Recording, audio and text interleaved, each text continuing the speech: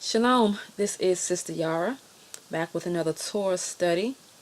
For this lesson, we're going to be moving through from Genesis 37 into Exodus, the end of chapter 2. And we're going to be dealing with the life of Yosef, and transitioning from Yosef into the children of Yisra'el, as they have entered into Mitzrayim, into Egypt. And the title of this is The Bigger Plan. The Bigger Plan.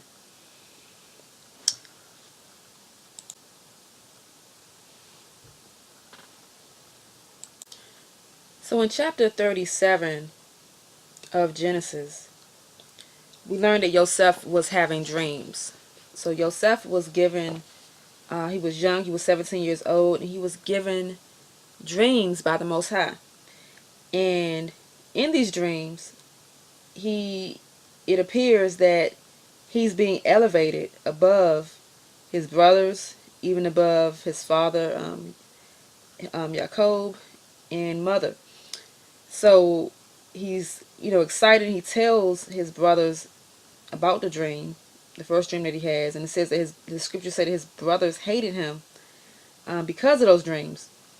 Okay, and he tells another dream, and he tells his dream to his, to his father and to his brothers, and it caused his brothers to envy him and to hate him even more.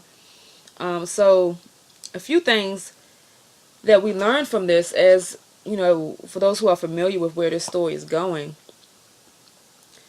we see here that Yosef is excited about the part that he sees in the dream, which is his elevation.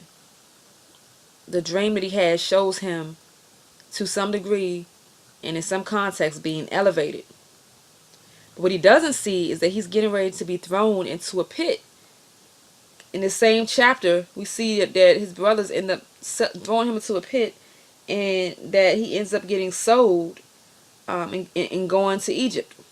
Okay, so even though he's excited about this vision, he's received this vision, he only knows a part of what this vision is. He doesn't know that prior to this vision being fulfilled, that he's going to end up going through some trials and some tribulations. Okay, so the Most High YAH gives us gifts.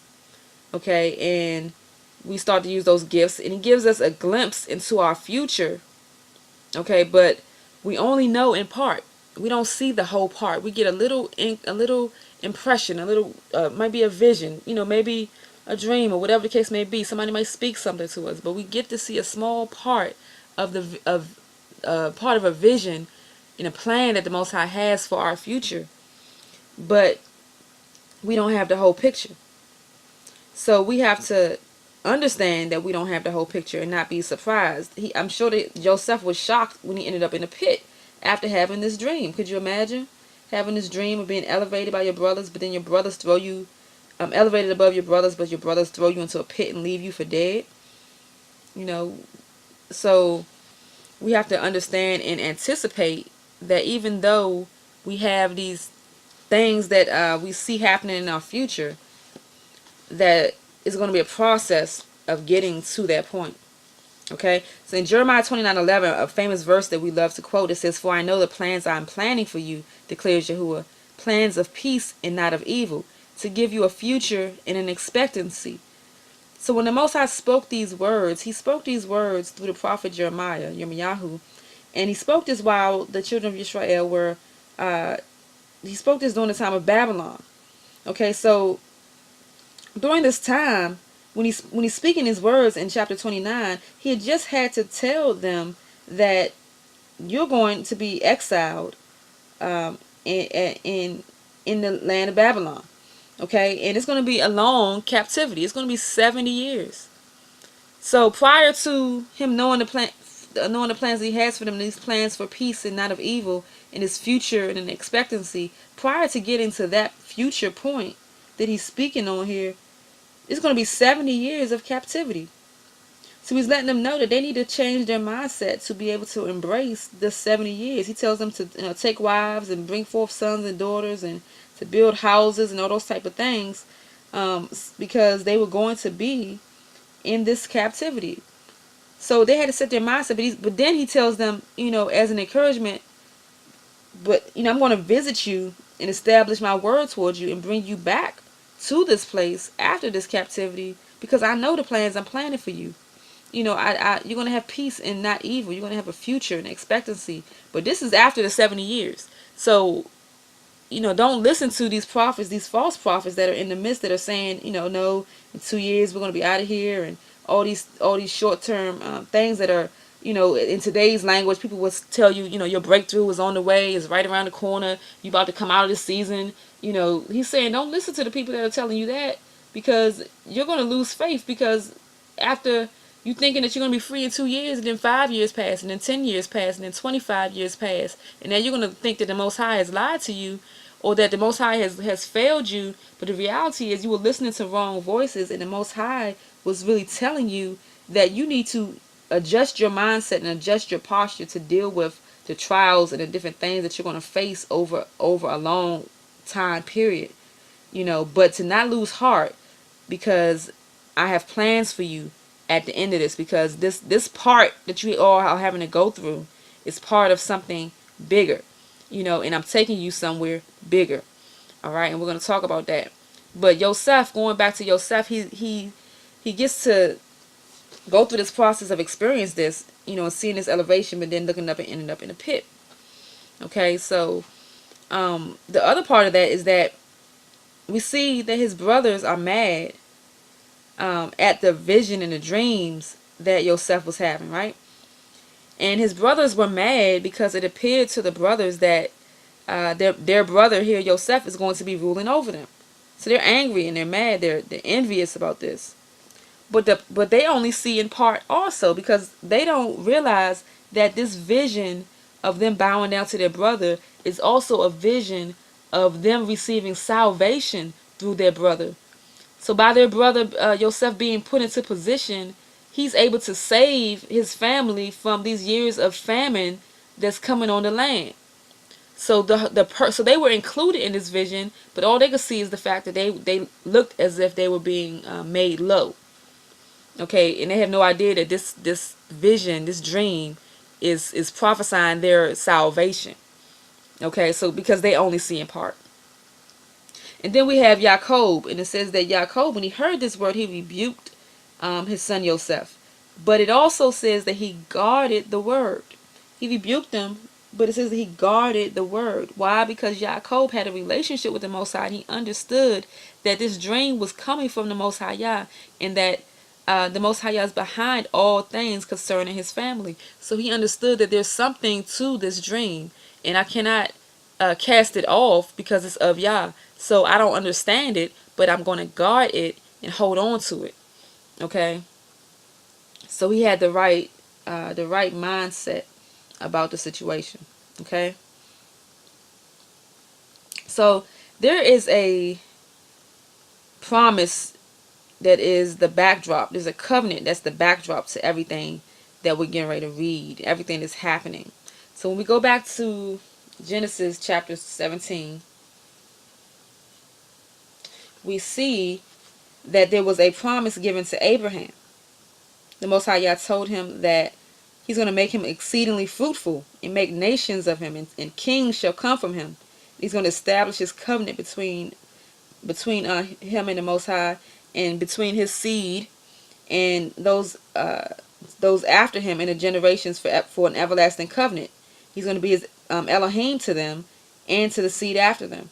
Okay, he says, I shall give to you your seed, to you and your seed after you, the land of your sojournings, all the land of Canaan, as an everlasting possession, and I shall be their Elohim. And the Most High Yah said to Abraham, as for you, guard my covenant, you and your seed after you, throughout their generations.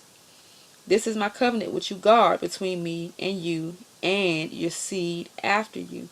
Okay, so he's set this in motion. The Most High Yah had started off with a plan for mankind and for creation, and then when man fell, which he already knew was coming, man fell, and from that point on, he looked for men that were righteous. When he found Abraham, he found the right heart in Abraham, and he decided to make his covenant that was going to bring salvation to the earth with Abraham. Okay, that was going to bring redemption. Okay, so he was going to use Abraham and his seed to create a nation that was going to be a set apart nation of kings and priests on the earth, to be a light to the other nations. Okay, so this covenant that he makes with Abraham is of eternal proportions. Okay, so this covenant that we read back in Genesis 17 and in some other verses here goes back to Abraham. So from this point on, when that covenant is made, everything else that happens from that point on, concerning the seed of Abraham, goes back to this promise and this covenant. Everything, this is the backdrop, this is the context of everything that's happening in the lives of the people moving forward. So it's nothing is arbitrary. Okay, because the Most High Yah operates according to covenant. So from the point of that promise and that covenant, Yah's hand is on the whole seed of Abraham, the seed of concerning the promise, and especially those within the seed who are righteous and who are keeping and guarding the covenant. So nothing is arbitrary, and this is how we have to start to look at our part, because we are also of the seed of Abraham and children of the promise, and have been grafted back in to the covenant through Yahusha. Okay, and so we have to see ourselves as being a part, see this as the backdrop to the things that are happening in our lives, and connect it to the bigger picture of the promise and the covenant. All right, so in Genesis chapter 39, we start to see that Joseph ends up over in the land of Mitzrayim, in the land of Egypt. So Joseph ends up, after being thrown into the pit, he gets sold to Egypt, and he ends up in Potiphar's house, who is an officer of the Pharaoh. Okay, and so this is not a coincidence. Okay, because the Most High is setting this up, and what I want you to see in this whole thing is that the Most High is setting this up.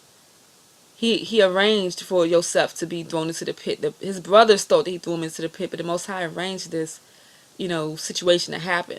So, and because in this fact of Joseph being chosen to be in Potiphar's house next to the Pharaoh, okay, this is all a divine appointment, or moed, and that's what these moments in our lives are, moed. Just like moed, the moedim, or the feast days are set apart appointments. The Sabbath is a set apart appointment with the Most High. These things that happen in our lives, if we are a part of this covenant, the things that happen in our lives are not arbitrary. Many things that we go through that we think are trials, they are divine appointments in our lives. They are moed. Okay, they're appointed times for things to happen. All right, and we're going to get more into that. But in chapter 39 here, it says that in verse 2, it says, it came to be that Yahuwah was with Joseph, and he became a prosperous man. And it was in the house of his master, the Egyptian, the Mitzrayim. And his master saw that Yah was with him, and that Yah made all he did to prosper in his hand. So Joseph found favor in his eyes, and served him, and appointed him over his house, and gave into his hand all that he had. So Joseph ends up in these circumstances, but in the same time, he wins favor with Potiphar. Okay, and the Most High's favor is on him. All right.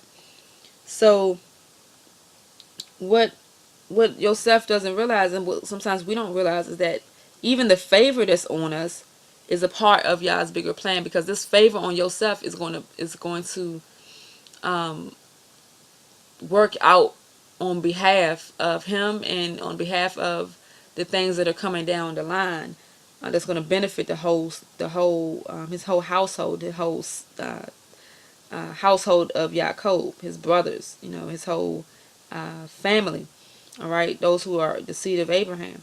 All right, so we're also going to get ready to see, as Joseph goes to goes to he's in Potiphar's house and he goes through this situation, we're going to see that his gifts also were appointed for a purpose and appointed for this bigger plan. It wasn't that he just was having dreams when he was home with his brothers. Now we know that the next thing coming up is he ends up going to, while he's in Potiphar's house, he encounters Potiphar's wife, who tries to entice him to sleep with her. Okay, so in going through that process of having to deal with that, Yosef had to resist that temptation and overcome those advances from her to be able to stay on point. So Yosef has these gifts. He has this favor that's been appointed as part of this bigger plan. And then he also has these trials that he's going through now. He's already been through one part of the trial, and now he's going through another part because this woman, when he rejected her advances, she lied on him, and now he ends up being thrown in jail anyway. So now he goes from being home in Canaan with his family to being thrown into a pit and sold into Egypt. He's has favor on him and ends up in Potiphar's house and is put in control of everything there. And then has it going good, and then all of a sudden, the next thing you know, the temptation starts to come up. He's being tempted by this woman, and even though he resists that temptation, he still is falsely accused and ends up in jail. Okay, so this is not looking like the vision that he thought that he had. He may have thought, he had a different vision of how this was going to play out. It's like we have a different vision of how our life is supposed to play out based on what we thought and what we felt and what we saw in our, within our spirit. And things get to looking real different. And we start to wonder, like, what part of the plan is this? Sometimes we get to rebuking the devil and thinking that it's the enemy that's causing these things. So, but the same way that Joseph's gifts and favor were appointed to him for a bigger purpose, his trials and his suffering were also appointed to him by the Most High YAH. The Most High YAH set up these trials and appointments for him in a process of taking him to the position that he needed to be in. So, but we haven't gotten to that place yet. So on the way to the place where the Most High YAH is taking us, things get to looking crazy. They get to looking, it makes sense to us. They seem like it's unfair things happening. It seems like we have a disadvantage. We start to thinking this is just a pattern that keeps going on. Maybe we're cursed. Maybe these, what is going on? Why does this happen to us in this way? So we get to, sometimes rebuking the devil, and what we don't realize is that the devil has no power or control over us to appoint trials. The enemy doesn't appoint trials to us. The Most High YAH does that. But what the enemy does is he will show up in the midst of that trial to try to get you to forfeit, to fail the test, and to forfeit where the Most High is trying to take you. So in this situation, we look at him and Potiphar's wife. He had nothing to do with this trial that was being set up, and the Most High allowed this to happen for a purpose and a reason. However, the enemy could have showed up in the midst to say, to try to tempt Joseph's flesh to submit to the sexual advances that Potiphar's wife was bringing on him, and then he would have been an adulterer, and now he would have been taken off of the path that the Most High YAH was setting up for him, and now, the enemy is involved because he yielded to his temptation. And fell off course. So we have to know that the enemy does not give us trials and tribulations. The Most High YAH allows and appoints those things. But the enemy will show up to try to cause us to yield ourselves and to fall off course, and to give in to temptations that arise while we're within those trials that have been appointed to us. So we are responsible to keep our faith, to keep our character, and to keep our conduct in alignment with the Most High as we're going through our trials. While the Most High, we have to trust that He's going to maintain our protection and our provision, and that He's going to outline our pathway to His purpose for us. So we have to maintain that within our trials. So when we're in our trials, we have to focus on maintaining our character, maintaining our trust in Him, maintaining our conduct. We just focus on that while we're in our trials. speaking the right things, and then and trust the Most High to deal with the rest, to protect us, to provide for us, to direct our pathway, to get us to the place that He showed us that we're supposed to be. All right, so now Yosef is thrown in jail. All right, so but it's not until Yosef ends up in this jail that we hear about his gifts again. So, because when he's in jail, they're having dreams, and Yosef ends up being the one to interpret the dreams that they're having while he's in his prison. Now, while he was in prison, he also found favor with the Most High and was put in charge while he was in prison.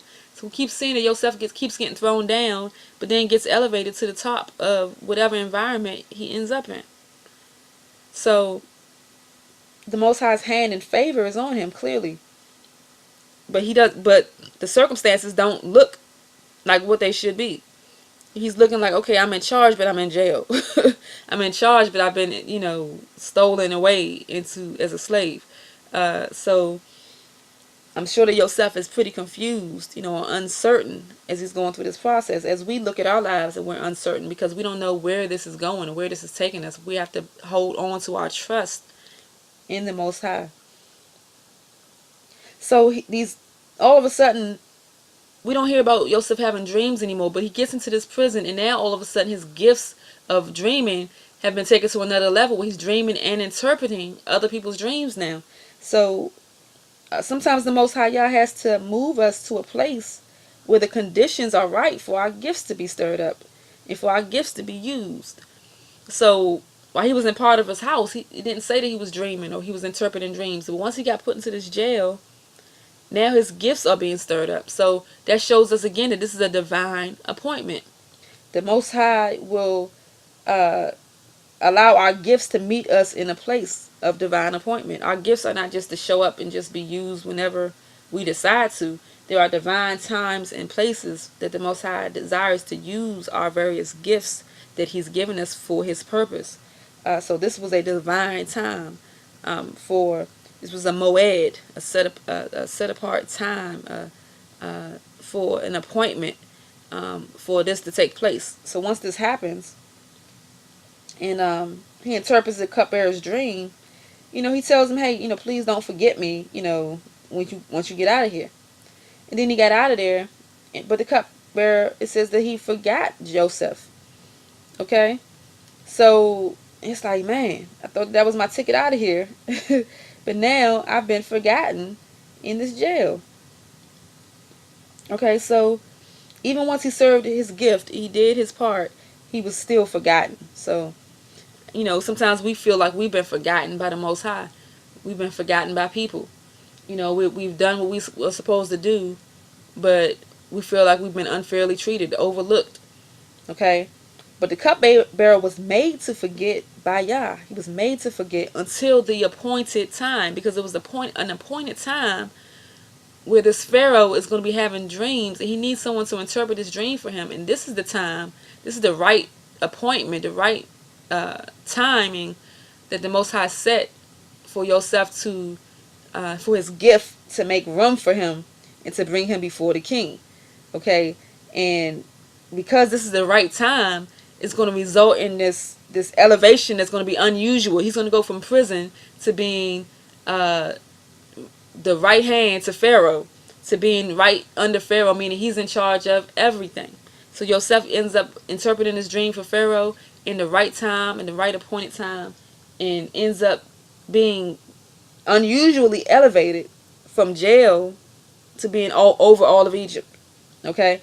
Why? Because it was the appointed time from the Most High for these things to happen.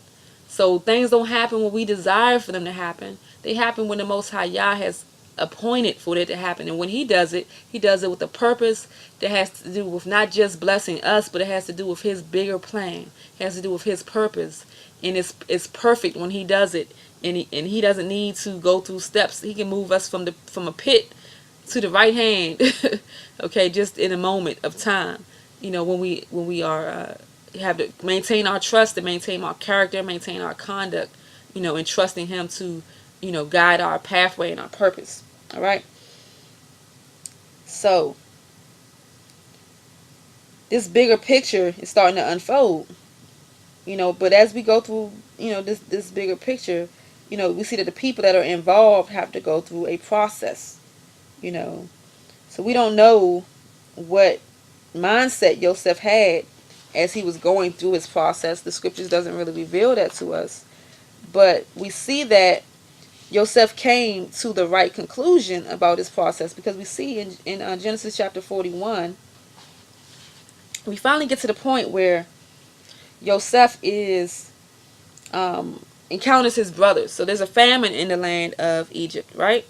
So everyone is coming to Joseph for food from all the nations and from his brothers.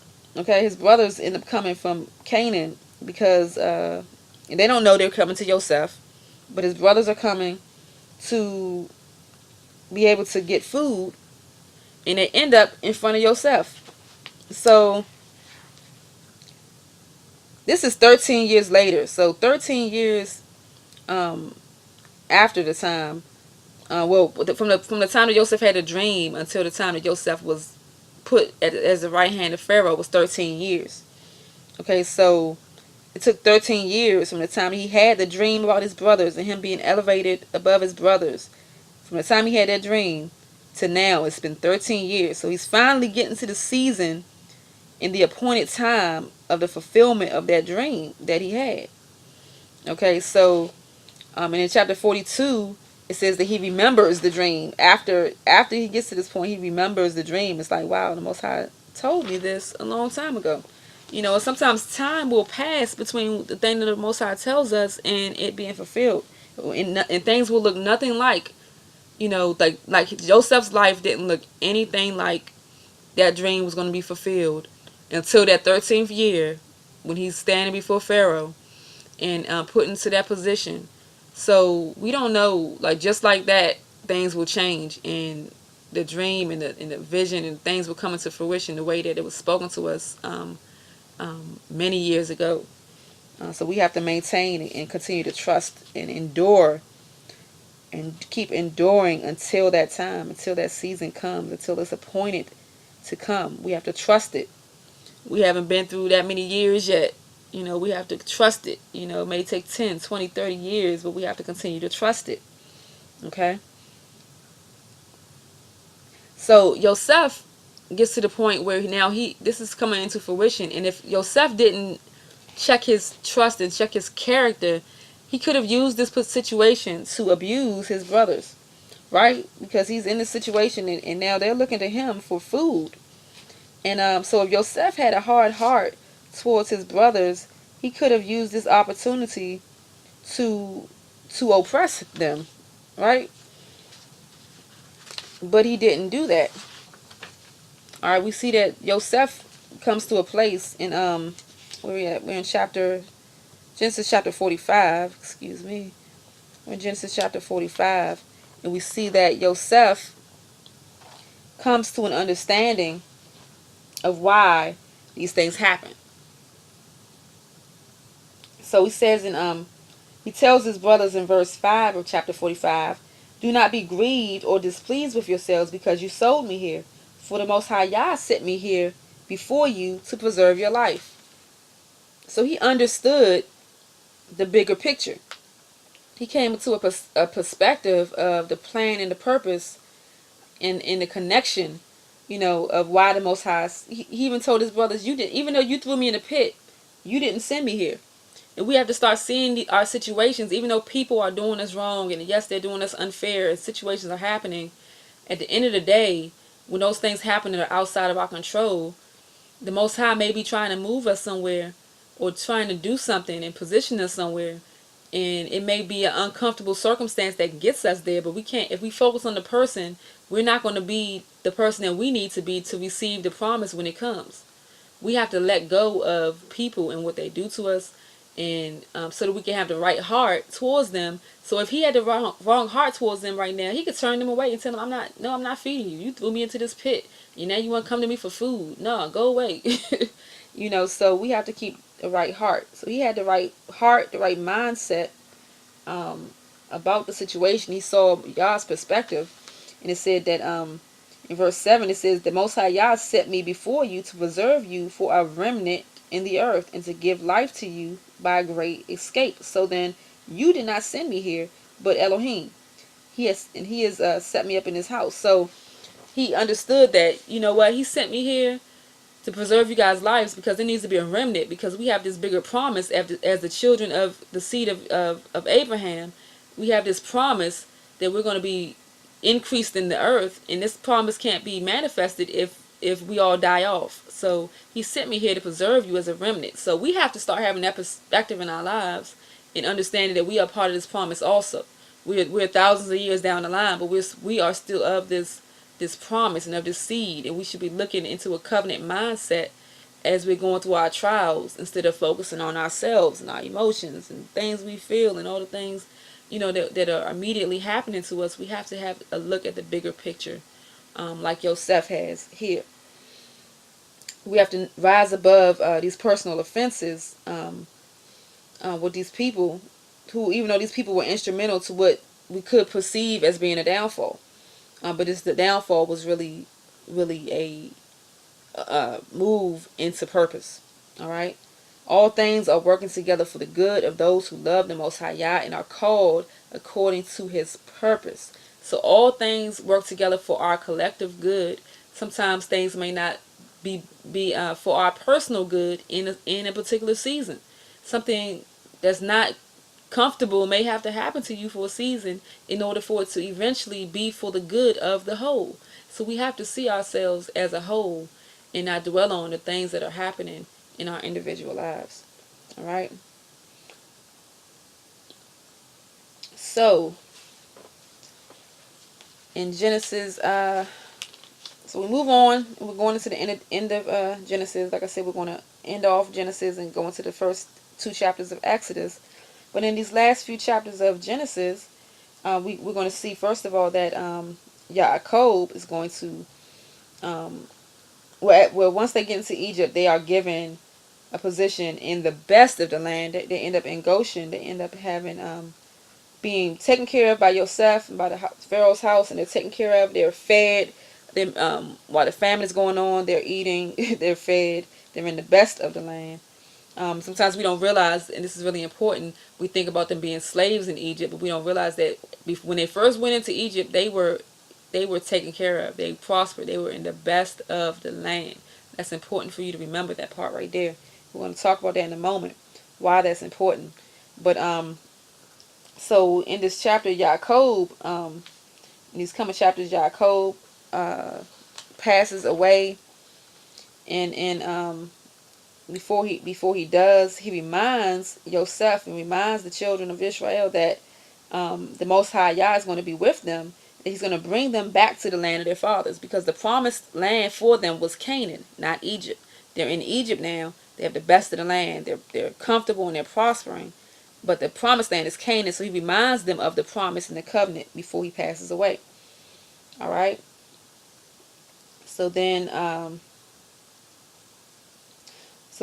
we see that Yaakov passes away, and then we see that we're going to see that Yosef passes away. So all of that generation, all the 12 brothers, the 12 sons of Yaakov, of Yisra'el, they all pass away. Now we have the next generations that are in Egypt, living on the best of the land, and they're comfortable and they're prospering.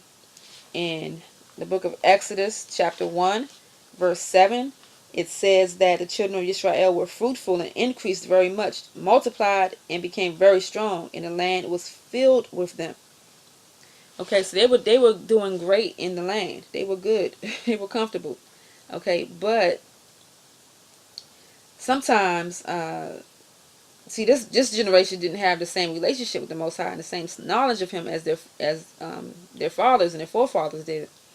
All right, but sometimes our comfort and our prosperity can get into the way of the goal. It can get into the way of the plan of the Most High, because His plan for them was not for them to be comfortable and to be prosperous and to just be chilling in the land of Egypt. He was taking them into a direction. His intention was for them to possess the land of Canaan in the entirety of the land that He showed Abraham, and so that they can be a sovereign nation under Him. so that he can make them a nation and be their king, be their mighty one, be their their guide, and to cause them to be a light to the nations. Because the Most High has his bigger plan. He's trying to bring redemption to the earth. He's trying to cause these people to be such that they are a reflection of the Most High and they are a light to the nations. He has a plan that he's putting in action here. So them chilling in Egypt and being comfortable and prospering sounds great. Like we could be doing great. We got a good job and making good money and got a nice house and all these things. So that comfort and prosperity doesn't mean a thing if it's hindering the goal that the Most High is trying to take us to. His goal is not for us to just be comfortable and prosperous. That's a lie. It was a lie then, and it's a lie. It's an American lie now. It's a lie. So while it sounds good and it sounds like, ooh, I'm blessed because of this and that, if it's not bringing forth the plan of the Most High intended to dwell amongst his people. He can't rule in the midst of Egypt.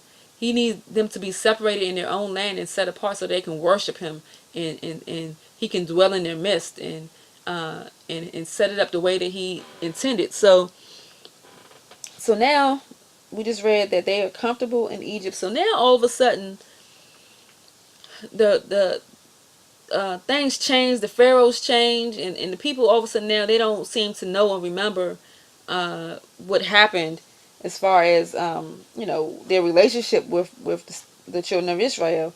So they decide that, you know what, if these people, they're growing and prospering and they're stronger than us, and so we need to make sure that we bring them down so that they don't turn against us in case some enemies come in and fight. We don't want them to turn on us.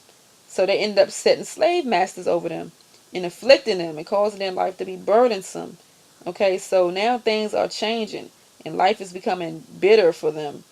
And and we see that the tide has changed for them. So when we look over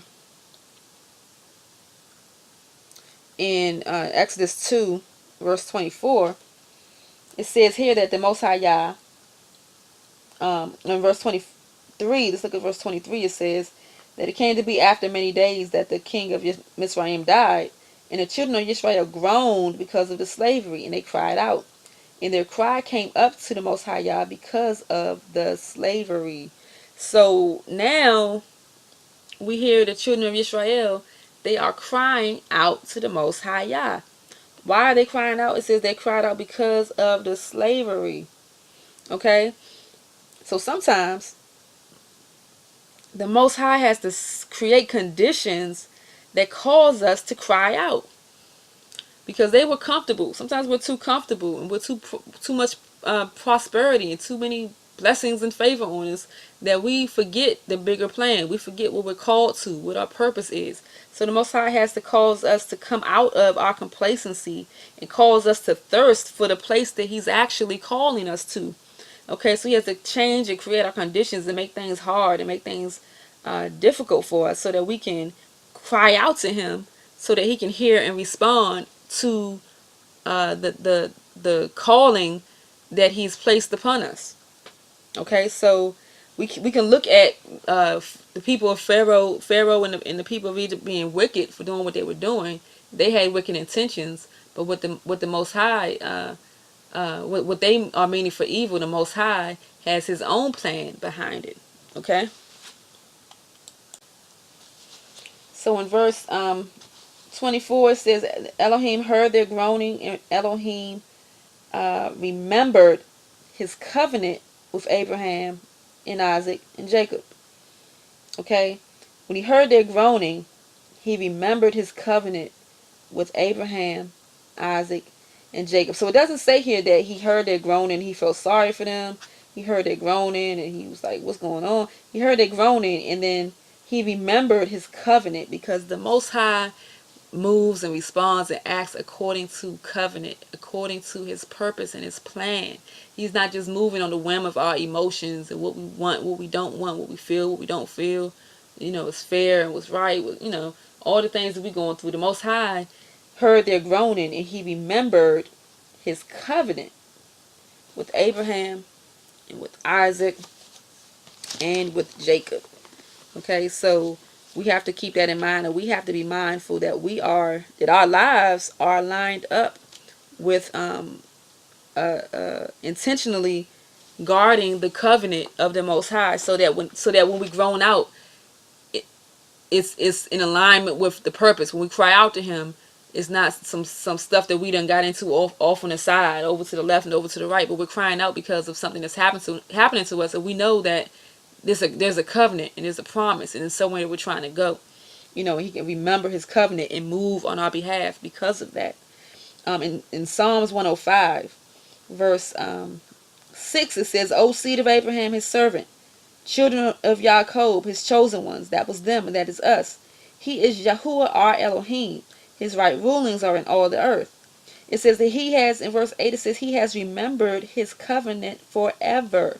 He has remembered His covenant forever. The Most High Yah is faithful to His covenant.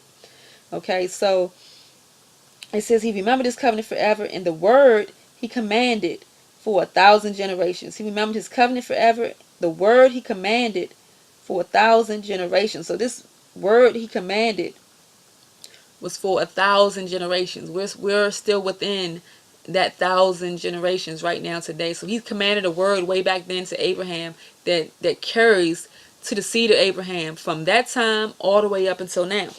And He remembers His covenant forever. The word He commanded for 1,000 generations. Okay, so we can know for certainty that the Most High Yah hears us and that He responds to us according to His promise and His covenant, because we're within that 1,000 generations. Okay, and He remembers His covenant forever. So it's our job to line up and to guard His covenant, to guard His Torah, to guard His commands, to guard His way, and to be in that vein, to be in that under that umbrella, so that He can hear and respond to us, because He's faithful to His covenant. Okay. So it says that in 2:24, it says that in Exodus, He heard their groaning and He remembered His covenant. And then it says that in verse 25, "And Elohim looked on the children of Yisra'el, and Elohim knew." It says that Elohim knew. Yada, Yada. In Hebrew, Y-A-D-A. Okay, in Hebrew, Yada, Yada. He knew. Okay, and that knowing is indicating a process that didn't start in that moment. Okay, it's an imperfect verb. It means it's a continuation. It's something that was already in the process of happening. He already knew, because He had already set up for them to get to this point. Now we already know that deliverance.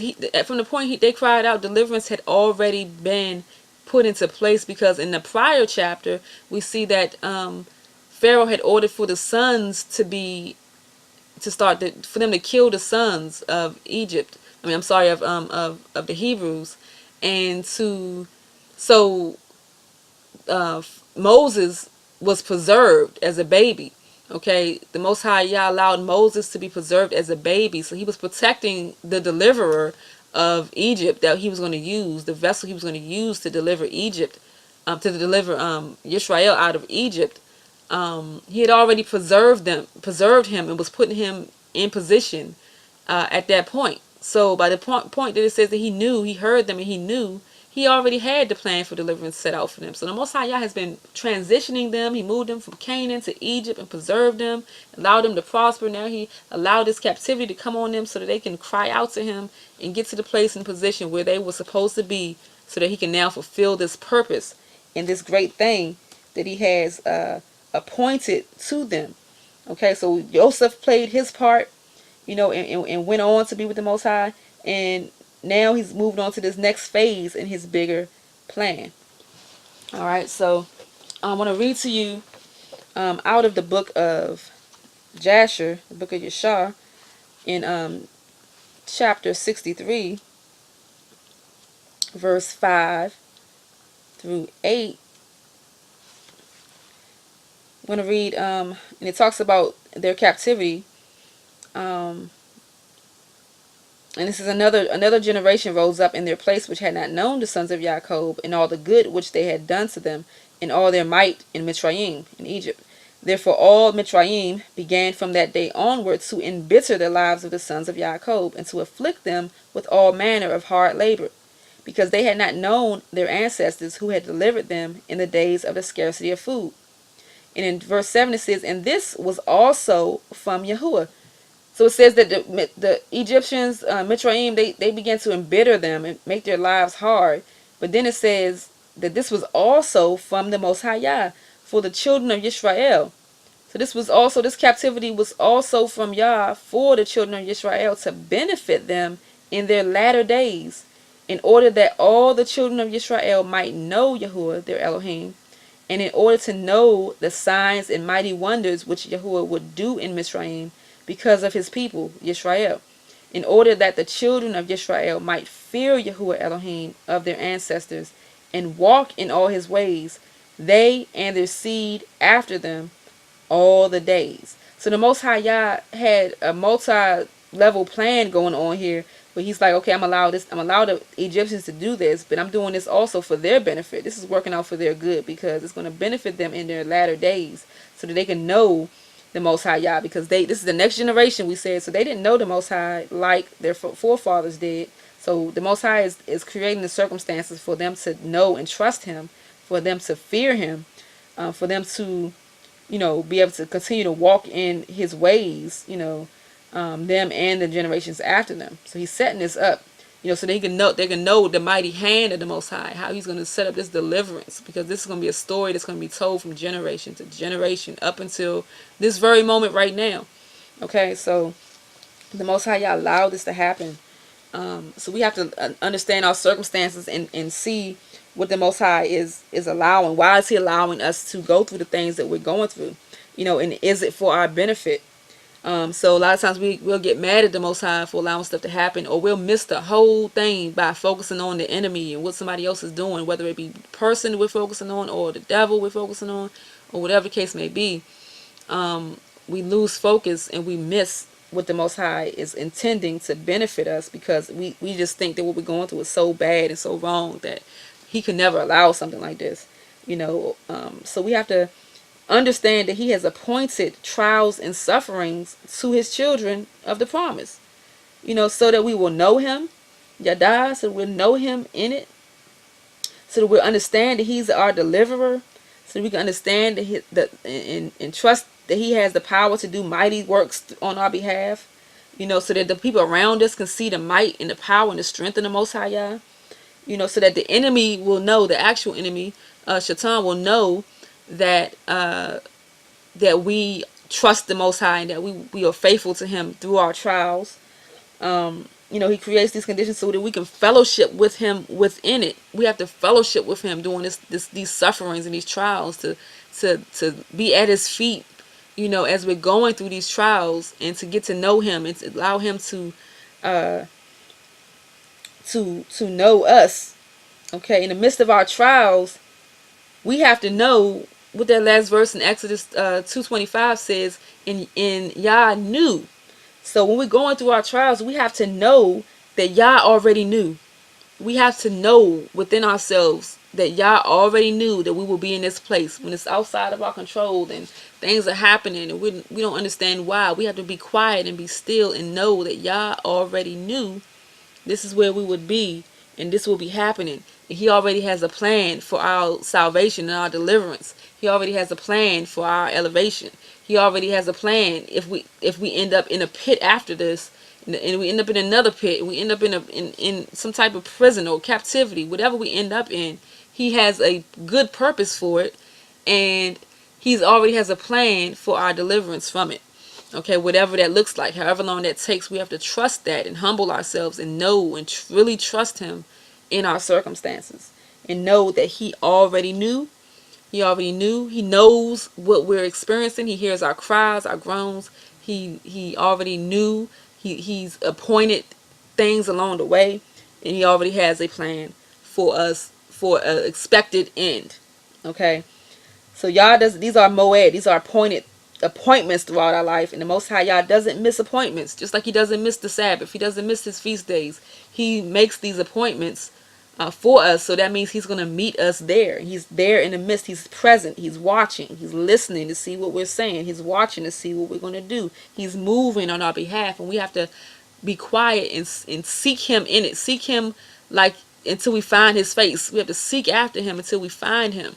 You know, we have to know that he's there. Just like if you ever lost something that's in your house, and it's something that you didn't, that you didn't drop it in the car, that you didn't drop it at the store, for sure it's in your house. You will tear your house up until you find it, because it's in there somewhere. So we have to know that the Most High is in our trials with us, and seek him humbly until we find him, and he shows us what we need to see to be able to get through what we're going through. So we have to know him, and trust him, and know that he knows with all certainty what we're going through. All right. So that is the word for this Torah study. Exodus 37 through Genesis 37 through Exodus chapter 20, Exodus chapter 2. And I pray that this was edifying to you once again. I pray that the Most High will bless you and give you favor and give you the strength and the insight that you need to make it through the trial that you're currently going through, and the trials that you will encounter in your future. That he will strengthen you to be able to have the right mindset, the right character, the right amount of trust and faith to make it through that situation, that your conduct will line up in that situation, and that you will be able to be strengthened through however long that trial takes you, and that you will have hope and faith and trust that he has an expectancy for you coming out on the other side. So I pray that the Most High will be with you, and then that mindset will carry you throughout the rest of your life as you face trials, that you won't focus on the wrong things, and that you'll seek the Most High YAH in them. So praise the Most High YAH, and thank you for listening, and may the Most High be with you and keep you until next time. So shalom.